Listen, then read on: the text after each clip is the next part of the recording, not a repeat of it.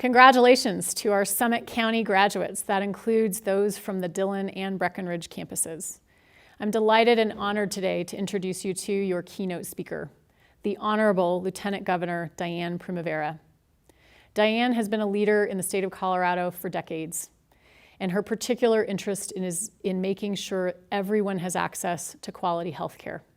She was a 4-term legislator in the state of Colorado, and perhaps most importantly, she is a 4-time survivor of cancer. Enjoy what I'm sure will be a profound message from Lieutenant Governor Dianne Primavera. Thank you, President Hauser, for that kind introduction. And thank you for your visionary leadership of Colorado Mountain College, especially during these challenging and uncertain times. My name is Dianne Primavera, and I'm the Lieutenant Governor of Colorado. I'm honored to be providing the commencement speech for the Colorado Mountain College campuses in Summit County. I know this isn't the graduation ceremony that you all expected. For our graduates, I know that you were hoping to spend today celebrating with friends and family, and I'm sure you were looking forward to tossing your hat and toasting with your friends, maybe even with a beverage from one of our state's renowned microbreweries. After all of your hard work and dedication, you all deserve that celebration and a hearty toast. For the friends and family, I know that this is difficult for you also. I know that every one of you is immensely proud of your graduate, and you'd like nothing more than to be there for them to celebrate. For many of the families, your graduate is the first from your family to receive a degree. Watching my 2 daughters graduate and receive their degrees are some of my happiest memories. So I know how challenging today must be.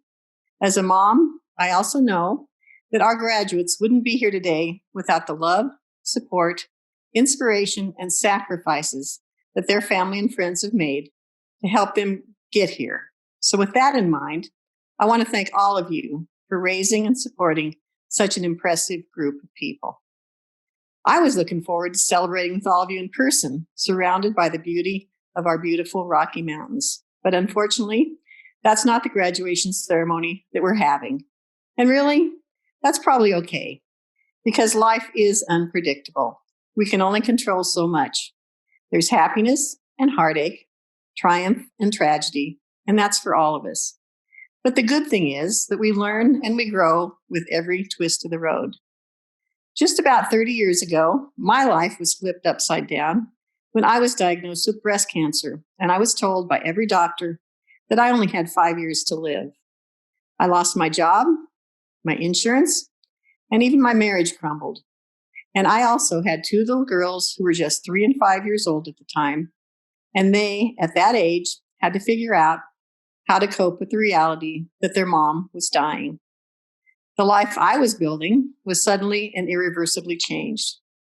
But with the wonderful support of family and friends, excellent medical providers, and a groundbreaking clinical trial, I beat the illness, and I survived 3 more diagnoses of cancer. So that experience really made me the person that I am today. It made me stronger, more motivated, more passionate. It gave me a lease on life, and I used that to propel myself into public service and into advocating for others with cancer and into political life.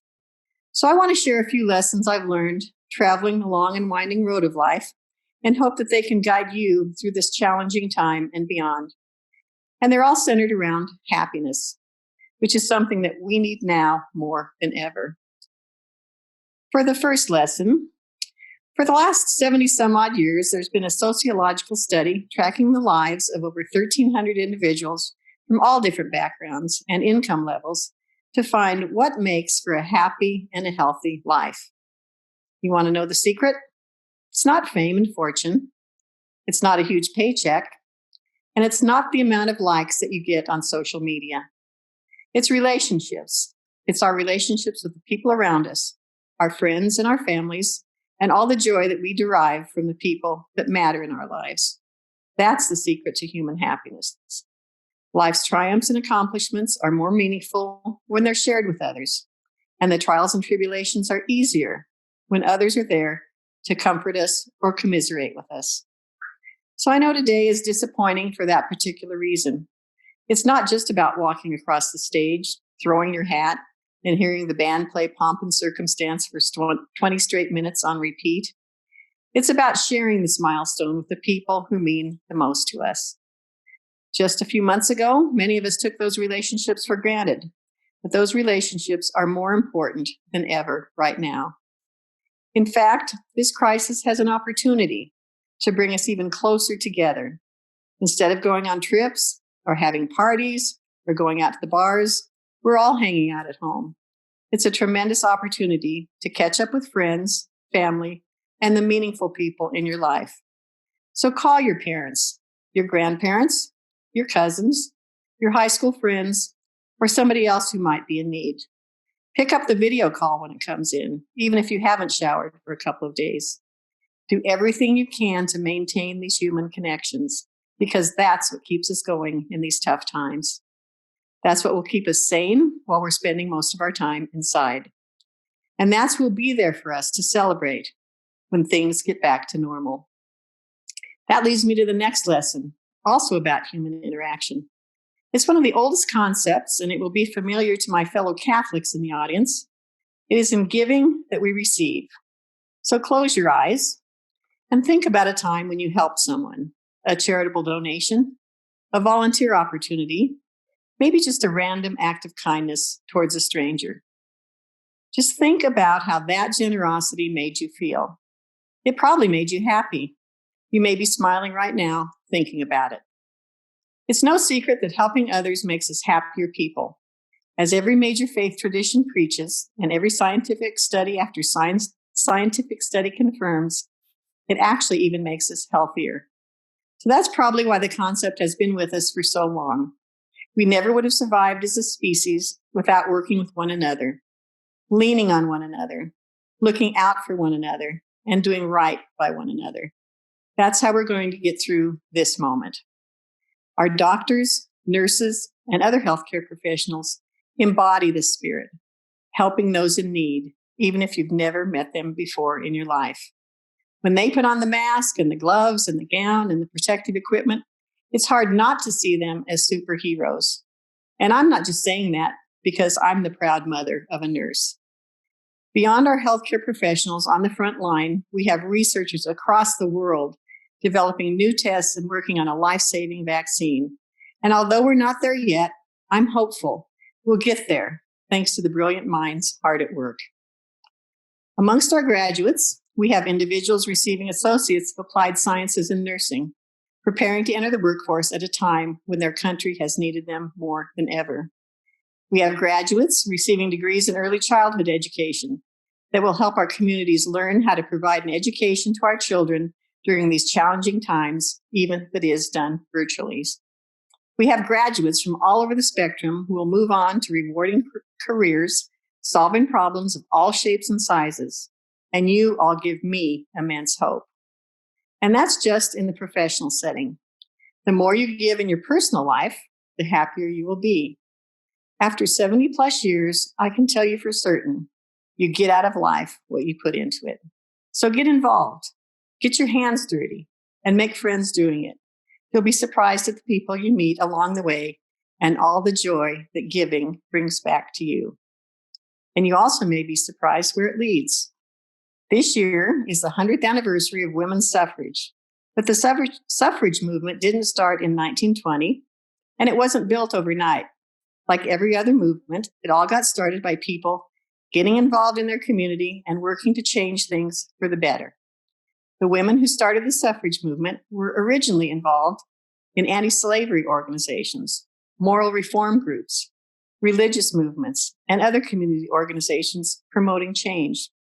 It wasn't perfect, but they got involved and they kept showing up and they kept organizing, and they eventually became the mothers of one of the greatest civil rights victories in American history. So there's never a wrong time to stand up for what's right.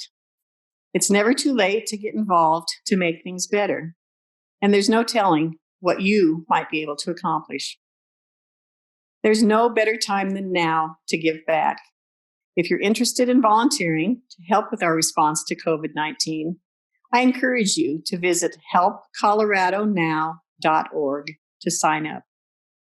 Even after this coronavirus crisis passes, The world throws a new problem at us every minute, and the old ones, war, famine, inequality, they still persist to this day. There's no shortage of people, organizations, or communities that need your help, that need your passion, and that need your determination. The world needs you now more than ever. The third lesson should be self-evident to everyone here. Life is unpredictable. So don't get too worked up if things don't work out the way you thought they would. A lot of the pain that we experience in life is caused by the gap between our expectations and our reality.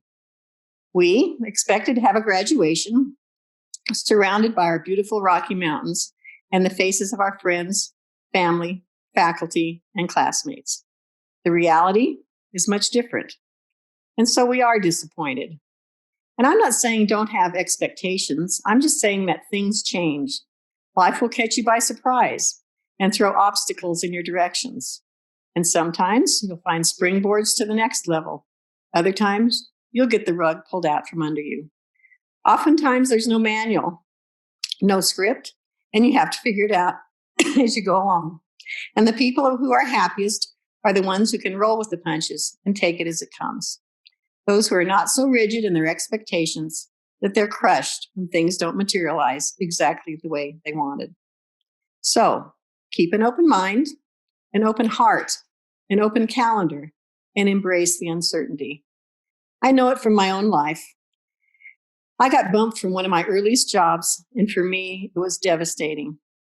But actually, it was a blessing in disguise because I eventually found a new job and a new career, and it led me to even greater heights.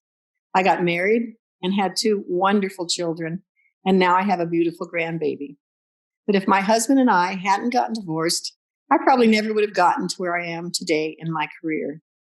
If I'd been healthy my entire life, I might have saved myself some time, some money, and definitely some pain. But instead, life handed me cancer, not once, but 4 times, and I beat it 4 times. And if life hadn't thrown me that curveball, I might not have been the fierce healthcare advocate that I am today, working to make sure that everyone has access to quality healthcare. I probably wouldn't even be lieutenant governor of this incredible state. And now something as devastating as COVID-19 has left me cooped up in the house for weeks on end. But I've been living with my daughter and my granddaughter during this time, and I am so grateful to see their faces every day and to be creating memories with them every day, building those relationships with people who matter the most to me. It's easy to be lost in the moment and become overwhelmed by the sheer enormity of this situation. But we all have something to be grateful for, even if it's minor or fleeting. And things we're most grateful for aren't really things at all. They're people.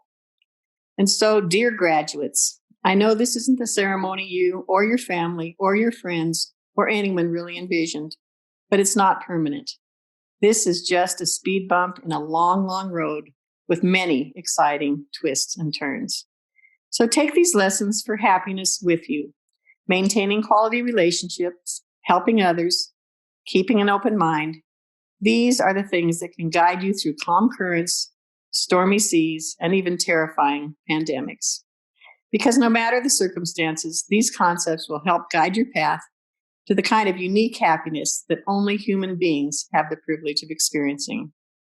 And so with that, I want to offer you my most sincere congratulations to the class of 2020 and all that you've accomplished.